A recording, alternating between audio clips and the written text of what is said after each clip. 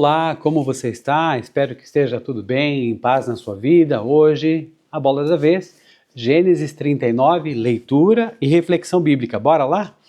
José é assediado pela mulher de Potifar. José havia sido levado para o Egito, onde o egípcio Potifar, oficial do faraó e capitão da guarda, comprou dos ismaelitas que o tinham levado para lá.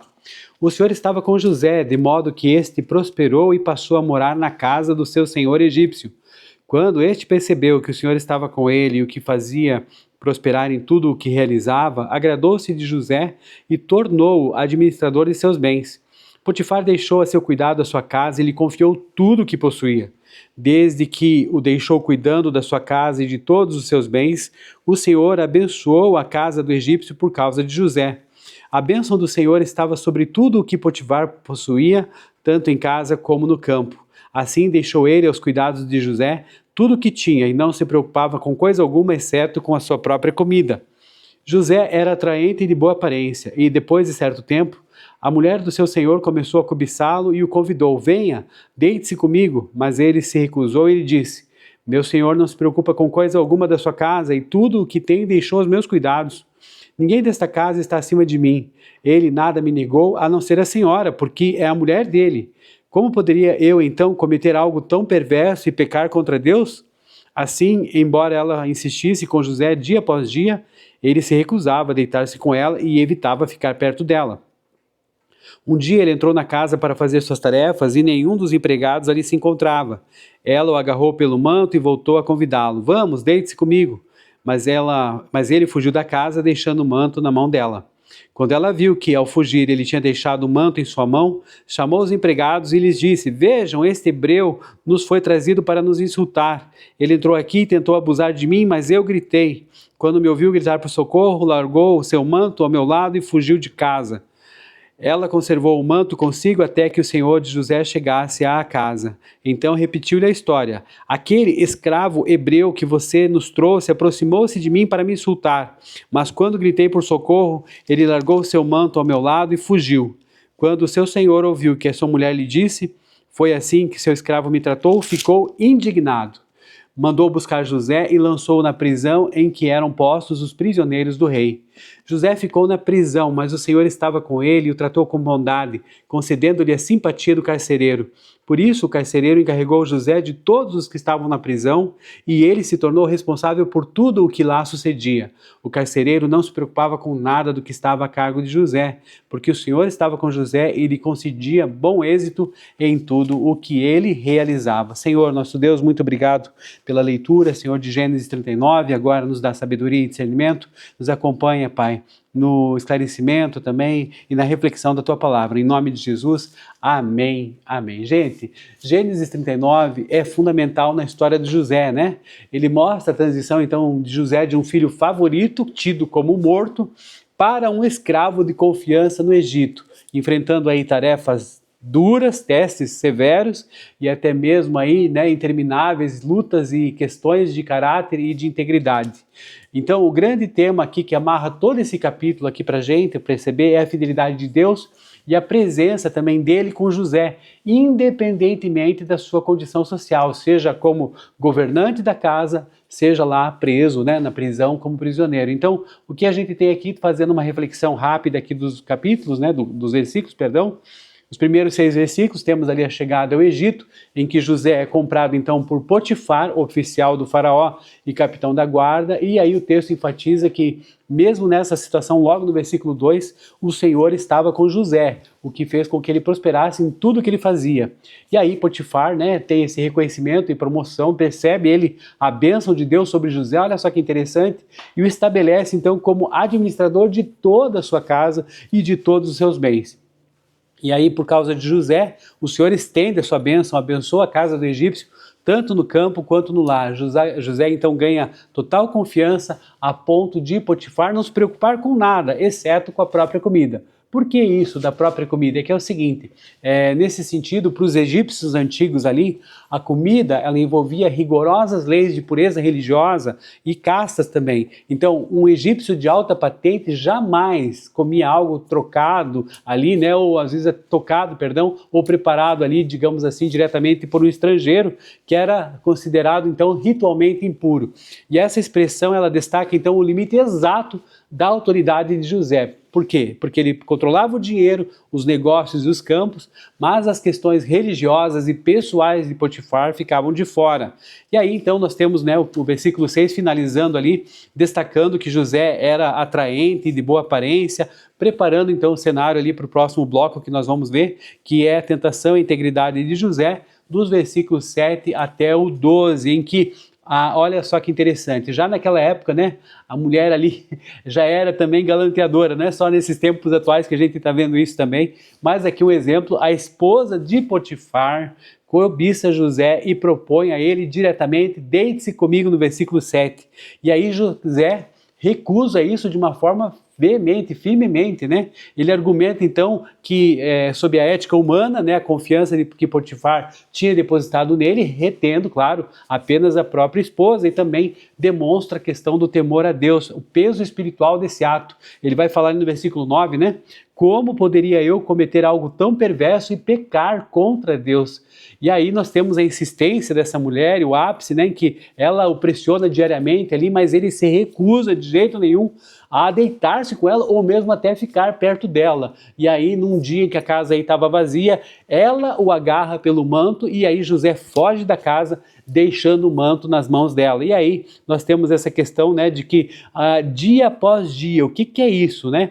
Olha, isso quer dizer o seguinte, que essa expressão para estar com ela indica que José evitava até mesmo ficar no mesmo cômodo ou até mesmo manter conversas casuais com essa pessoa, com essa mulher de Potifar aí, que era, né, ali tentada, ali uma tentação, né, na vida dele. Ali fala assim, embora ela insistisse com José dia após dia, ele se recusava a deitar-se com ela e evitava também ficar perto dela. O que aconteceu? José aqui aplicou uma regra prática de sabedoria quando a tentação, gente, ela é persistente.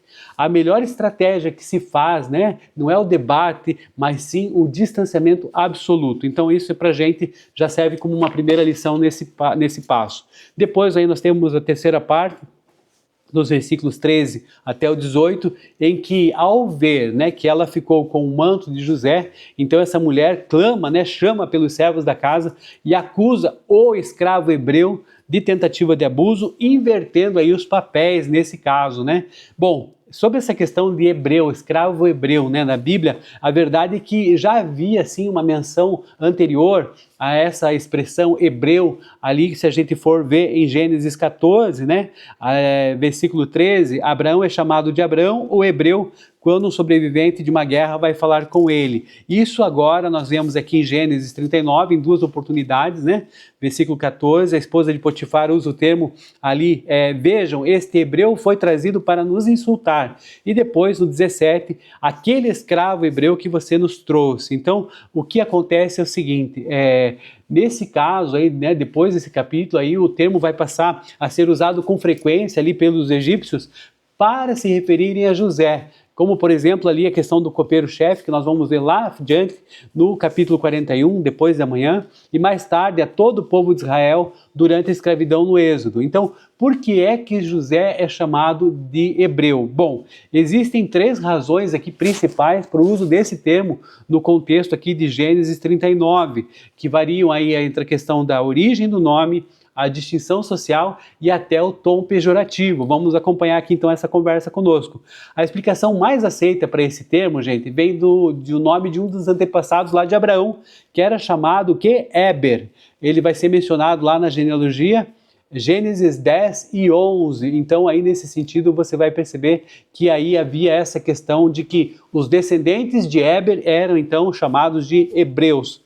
Além disso, então, na língua original, a raiz da palavra, né, ela vem do verbo avar, que significa atravessar ou passar para o outro lado. E para os povos de Canaã e do Egito, o hebreu era aquele que vinha além do rio Eufrates, ou seja, o imigrante, o forasteiro, aquele que cruzou a fronteira. E aí, José era o estrangeiro por excelência ali, certo? Bom, aí nós vemos então aí no uso preconceituoso, né, na nossa leitura aqui, quem está usando a palavra aqui no capítulo 39 é a esposa de Potifar. Ela não chama José pelo nome, ela usa o termo hebreu com um tom nitidamente xenofóbico e desdenhoso. Olha só que interessante.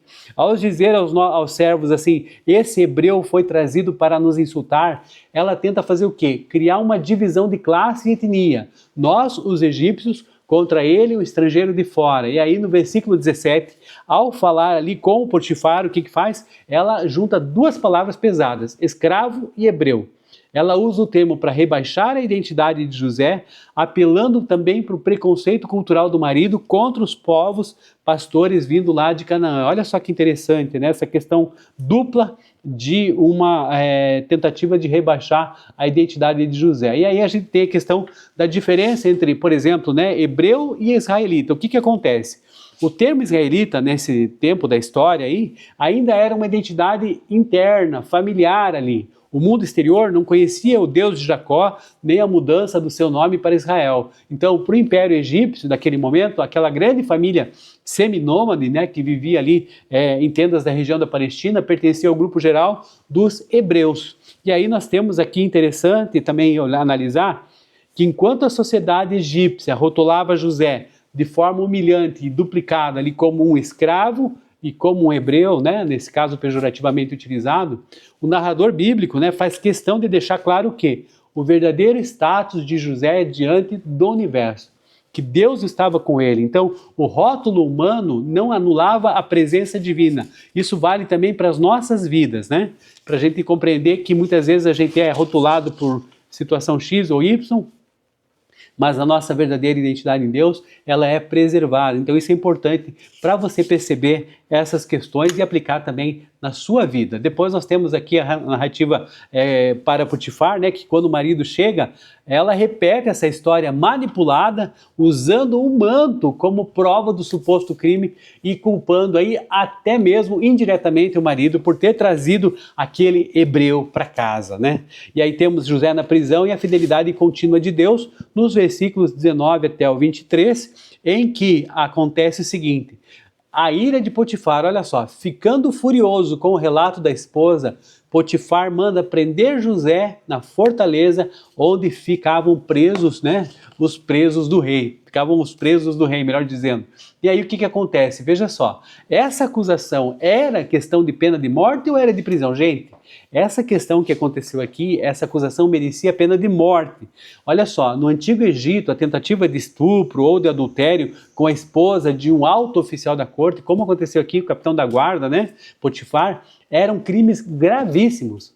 A punição padrão para o escravo estrangeiro envolvido nisso era, sabe o quê? Execução imediata, ou no mínimo, uma mutilação severa, acompanhada ali de trabalhos forçados e perpétuos. Então o fato de Potifar não ter executado José é um dos detalhes mais reveladores aqui do capítulo. E tem três razões apontadas, né, por historiadores e teólogos para explicar o motivo de não se ter atentado contra a integridade física de José, mas de se ter enviado ele para a prisão. Então agora olha só, o texto diz lá no versículo 19 o seguinte, veja só: foi assim que seu escravo me tratou.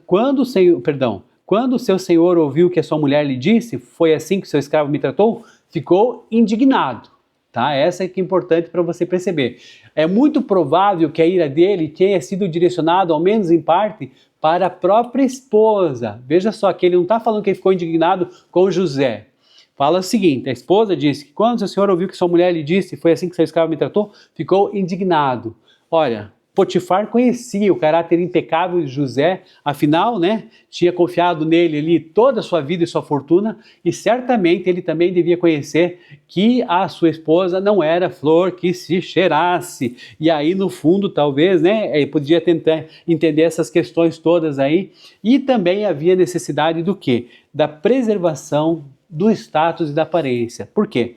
Se Potifar executasse publicamente José, o escândalo seria exposto para toda a alta sociedade ali egípcia, manchando a honra de Potifar. E ao mandar José então para a prisão particular ali do palácio, onde ficavam os presos públicos ali, políticos do rei, o que acontece? Ele abafou o caso. E ele aceitou a versão da esposa publicamente para manter as aparências, mas poupou a vida de José porque sabia que lá no fundo ele era inocente. E um outro motivo ainda, então, desses 3 motivos que nós estamos falando, o último, do ponto de vista teológico, Deus blindou a vida de José. Se ele morresse ali, a promessa se perderia. Então, a prisão, na verdade, era o exato lugar onde José precisava estar para conhecer o copeiro-chefe do faraó, que mais tarde abriria as portas ali para o trono do Egito. Então, tudo isso é a questão, né? E a questão do destino da esposa de Potifar. O que aconteceu? Bom, a verdade é a seguinte, a Bíblia, ela silencia completamente em relação ao destino dela, né? Após o versículo 18 ali de Gênesis 39, ela nunca mais é mencionada nas Escrituras. Mas a gente pode perceber lá para frente, né, ali quando José é liberto, se torna ali o governador do Egito, vai haver uma concentração ali da questão da fome, crise da fome e a reconciliação também de José com a sua própria família. E lá na frente, né, lá em Gênesis capítulo 50, você vai ver no versículo 20 José falando: vocês planejaram mal contra mim, mas Deus o tornou em bem. Isso quer dizer que José não guardava rancor do seu passado, isso incluía os seus irmãos e também, certamente, a esposa de Potifar. José vivia a teologia prática do perdão. Olha só, outro detalhe aqui que nós precisamos estar atentos para a gente poder também viver essa teologia prática do perdão. E aí, continuando, o texto repete a verdade central do capítulo: mesmo na prisão, o Senhor estava com ele. Versículo 21, Deus estende a sua bondade sobre José e faz com que ele ganhe também a simpatia ali do carcereiro-chefe. E aí o que acontece? Assim como aconteceu na casa de Potifar, o carcereiro confia a José a responsabilidade sobre todos os prisioneiros por tudo que ali se fazia. E o chefe da prisão não se preocupava com nada, que estava tudo sob os cuidados de José, porque o Senhor estava com ele e o fazia prosperar. Algumas curiosidades aqui que é interessante a gente colocar antes de finalizar. A primeira dela, olha só o paralelo com roupas, né? Tem até uma ironia literária aqui muito forte com o uso das vestes aqui de José ao longo da sua jornada. Então, veja só como a vida de José é marcada por roupas que lhe são tiradas. Então, por exemplo, no capítulo 37, os irmãos arrancam o quê? A túnica colorida dele para fingir a morte dele para o pai. Depois, no capítulo 39, a esposa de Potifar arranca o quê? O seu manto, a sua roupa, uma parte da roupa para fingir que ela tinha sido atacada. E lá no Gênesis 41, nós vamos ainda ler, se Deus quiser, essa parte também, José finalmente recebe vestes de linho fino diretamente de Faraó ao se tornar o governador do Egito. O manto deixado para trás na casa de Potifar foi a prova falsa da sua culpa, mas também foi o símbolo da sua fuga dessa tentação dessa mulher aí que não parava de importuná-lo, né? E aí nós temos a nossa reflexão prática para hoje. Gênesis 39 ilustra perfeitamente o conceito de teologia prática e de integridade. Mesmo no ambiente secular ali do Egito e sob extrema injustiça, a conduta de José permaneceu pautada pelo temor a Deus, mostrando que a fidelidade do Senhor independe das circunstâncias que você está vivendo. E ainda temos um desafio pessoal aqui para nós levarmos então para a nossa vida, né? É o seguinte, que Gênesis 39 é o exercício da integridade nos bastidores e a recusa de se fazer papel de vítima. José nos ensina que o nosso caráter não pode ser moldado pelas circunstâncias, não. Ele se manteve fiel a Deus tanto no topo, lá quando estava gerenciando a riqueza de Potifar, quanto também no fundo do poço, esquecido ali numa prisão de modo injusto. Então, qual que é o nosso desafio aqui? Blindar a nossa ética diária, a nossa vida de oração, de forma que a gente não dependa de aplausos, de reconhecimento ou de facilidades. Significa que nós devemos tomar a decisão consciente de não pecar contra Deus e nem contra o próximo, mesmo quando a tentação for insistente, né? Os olhos humanos não estiverem vendo e a cultura ao redor disser que não tem nada demais. Então, se mantenha firme, se mantenha íntegro e até o nosso próximo café. Café com Jesus. Deus abençoe, a paz, valeu!